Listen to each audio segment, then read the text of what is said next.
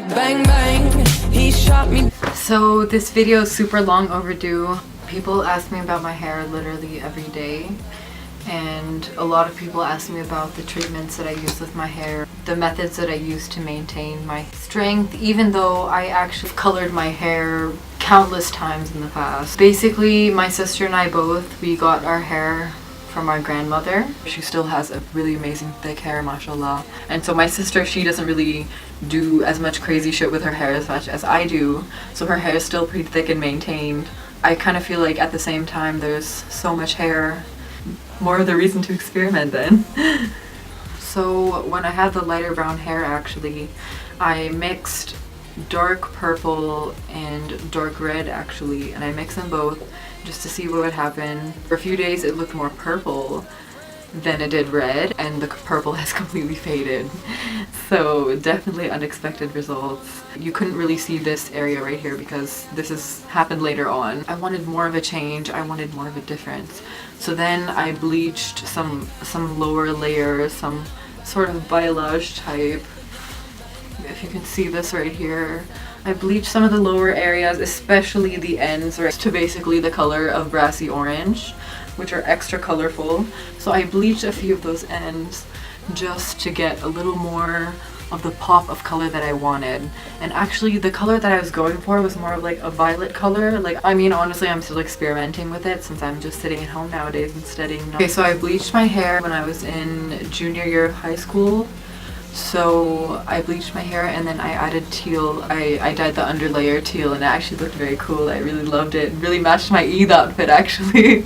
So the first time I bleached my hair, I actually bleached it 3 times to get the amount of whiteness that I wanted. Like, I literally had almost white hair because I bleached it and then I toned it. So now I'm gonna show you a product that I bought from America. It's this Redken anti-snap, and this is what I used to put on my ends back when I bleached my hair, and I still use it. Disclaimer, well, there is no way to change the way that your hair follicle works. Like, the way that God made you is the way that God made you. The way your hair is grown, it's genetically already predispositioned. Like, your hair really depends on your age, nutritional factors. There are certain things that enhance your hair growth, the general health of your hair, and then genetics, of course, plays one of the major parts of how your hair is going to turn out. There's also external factors as well that matter: the hair care that you have, the amount of products that you're using, the heat that you put on your hair, and the overall just maintenance of your hair. So I've compiled some tips for you guys, some tips that I personally follow. So these are things that I've seen work in motion. So trust me, I've seen them work. Don't worry about it. So here they are all in one video with a special little weird treat afterward. Where's my list right now? I need a list, one sec. Okay, perfect. First thing is first, oiling your hair. I'm very simple when it comes to oiling my hair.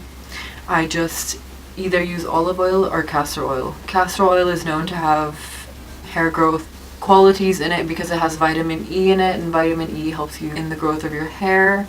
And then there's also olive oil as well. So you want to stick to olive oil and castor oil. The thing is, castor oil is a little bit thick, so you have to be kind of prepared for the texture and the consistency of castor oil. And so you put that and you rub it through your hair like this, your roots especially. Rub it through every single part of your roots, especially the bottom of your head, every single part of your roots. And then another thing I like to do is that the remnants of the previous olive oil you had on your hands before, and just rub it through the ends of my hairs, and it just kind of makes it feel a little bit healthier. If you're ever about to shower, just say, okay, before I'm about to shower, I'm just going to put on oil on my hair, and then I'm going to wait a couple hours, and then I'm going to shower. Brush your hair, you want to be careful. Your hair is like, your hair is your piece of art. You have to be very careful with it. It's fragile. Whenever you brush it, you don't want to brush it very difficultly and very hardly. You want to brush it very slowly. And at the same time, if you want to be extra careful, you can use a wide tooth comb. My cousin, she uses a wide tooth comb and she really recommends it. When I'm brushing really quickly through my hair, I can sometimes feel the ends breaking. And when the ends break, that causes your hair to look very frizzy. Every piece of hair is at different lengths, so it's all just sticking out all at once. And that's another reason why I said oiling the ends of your hair is good, because it also keeps it very healthy as well. Another thing is that you want to get routinely trimmed. Like I personally get my hair trimmed every 6 months probably, realistically.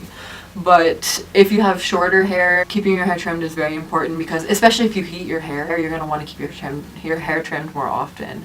Because the thing is, your ends are just not gonna look good. But there was one point where the end of my hair almost felt like like a dust broom.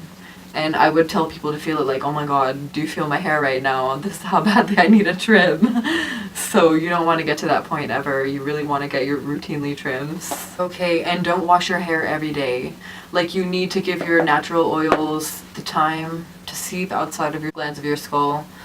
And just come outside and massage, because that's what your body has given you the opportunity to do. You just need to let your body do it. There's no need for you to shampoo your hair every day, not at all. Like, okay, I'll say go 3 days max, because that's personally what I do. And that's something that my grandmother actually taught me as well. Like, she was very strict about it, actually, like making sure that I wasn't washing my hair every day. Every time I would always visit her, she would ask me, oh, did you wash your hair? I was like, no, I didn't. She'd be like, okay, good. You need to make sure you don't wash it today. You're gonna wash it tomorrow, okay? And I was like, okay, yes ma'am.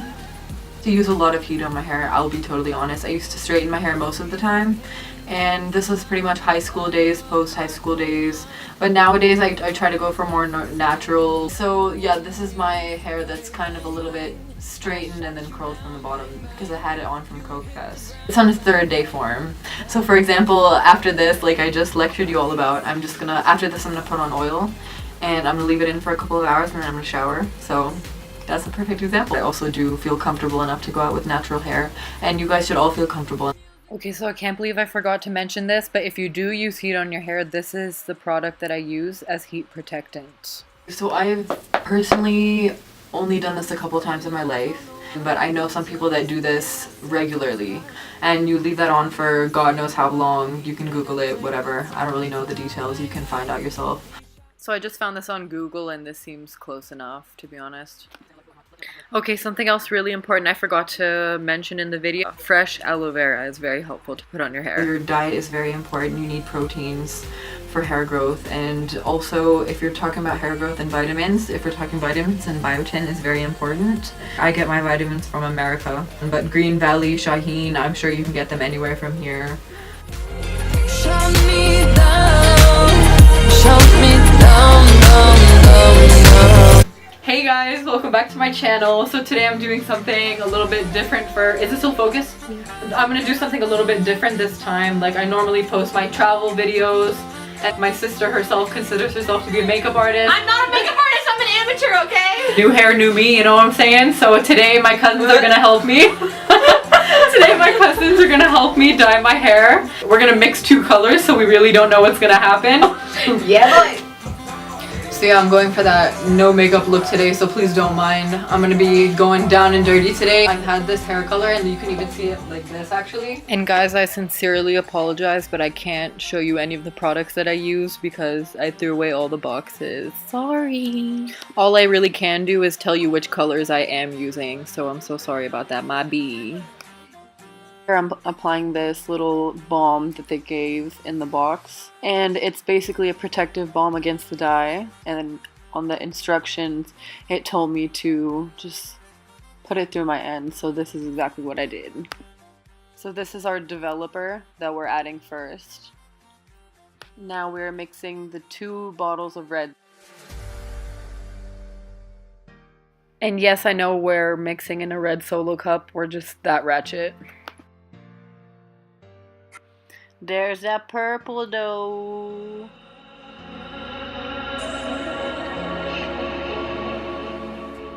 So at the end of this video, I'm gonna show you guys some pictures of how my hair turned out over the weeks after I dyed my hair.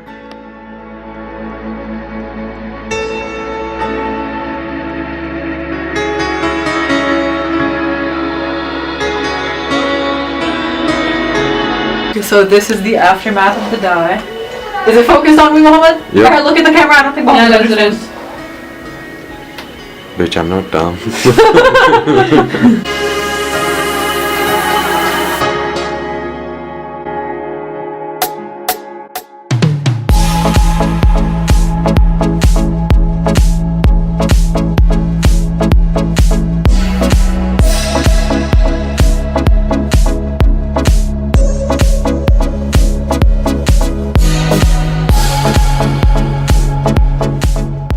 this was what the color looked like after I mixed the two colors, purple and red, and then later on I went in with that bleach, but I didn't get a video of that. So here are the pictures of that instead.